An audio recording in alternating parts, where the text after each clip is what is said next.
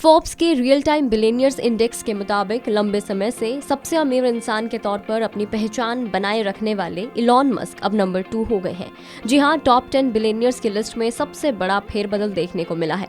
Elon Musk अब दुनिया के सबसे अमीर शख्स नहीं रहे हैं। फ्रांस के दिग्गज कारोबारी बर्नार्ड अर्नॉल्ट ने दौलत की रेस में उन्हें पछाड़ दिया है।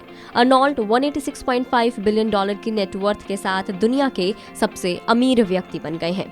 कभी 340 बिलियन डॉलर की संपत्ति के मालिक इलॉन मस्क की जनवरी से अब तक 100 बिलियन डॉलर से ज्यादा की संपत्ति में गिरावट आई है और अब उनकी संपत्ति 168.5 बिलियन डॉलर हो गई है।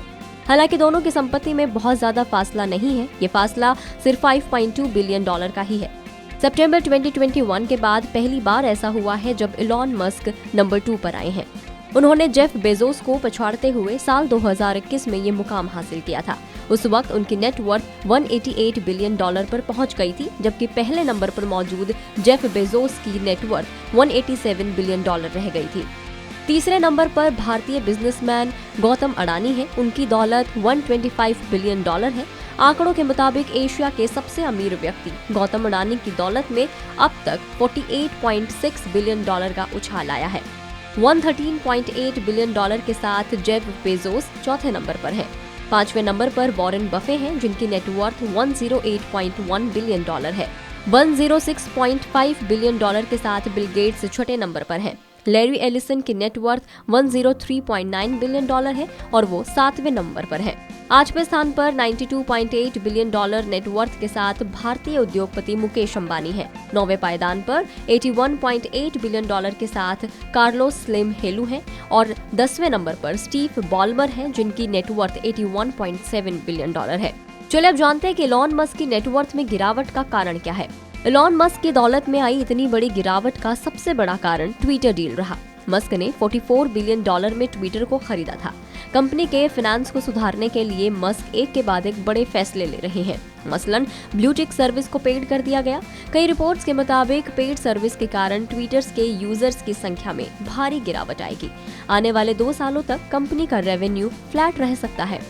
टेस्ला के शेयर सोमवार को करीब 6.3% नीचे बंद हुए और मस्क के 44 बिलियन डॉलर के ट्विटर एक्विजिशन के बाद तेजी से बिकवाली के कारण इस साल मूल्य में कुछ हद तक से आधे से भी ज्यादा गिरावट आई है।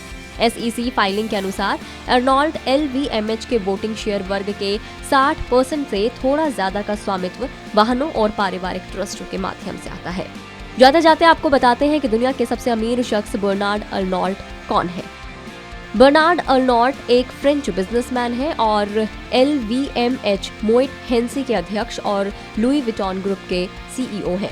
ग्रुप में डॉम पेरिगन वाइन ब्रांड है, Louis Vuitton, Fendi, mark Jacobs कपड़ों की ब्रांड और रिहाना द्वारा फेंटी ब्यूटी मेकअप समेत लगभग 70 कंपनियां हैं।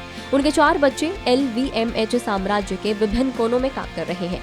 73 वर्षीय बर्नार्ड का जन्म और पालन पोषण एक इंडस्ट्रियल फैमिली में हुआ था। उन्होंने एक इंजीनियर के रूप में अपने पेशेवर करियर को शुरू किया। साल 1971 में वो अपने पिता की कंस्ट्रक्शन फर्म फेरेट सविनेल में शामिल हो गए। 8 साल बाद उन्होंने अपनी कंपनी का नाम फेरिनेल इंक में बदल दिया और अपना ध्यान रियल एस्टेट पर लगाया। साल 1979 में अर्नॉल्ट कंपनी के अध्यक्ष बने। आपको बता दें कि अगस्त 2021 में जेफ बेजोस को पछाड़कर बर्नार्ड पहले भी दुनिया के सबसे अमीर व्यक्ति बन चुके हैं। इस रिपोर्ट में इतना ही। आपका इस रिपोर्ट को लेकर क्या कहना है हमें कमेंट करके जरूर बताइएगा। अगर आप फेसबुक पर इस वीडियो को देख रहे हैं तो फेसबुक पेज को लाइक करें और अगर आप यूट्यूब पर हमें देख रहे हैं तो यूट्यूब चैनल को सब्सक्राइब करना ना भूलें।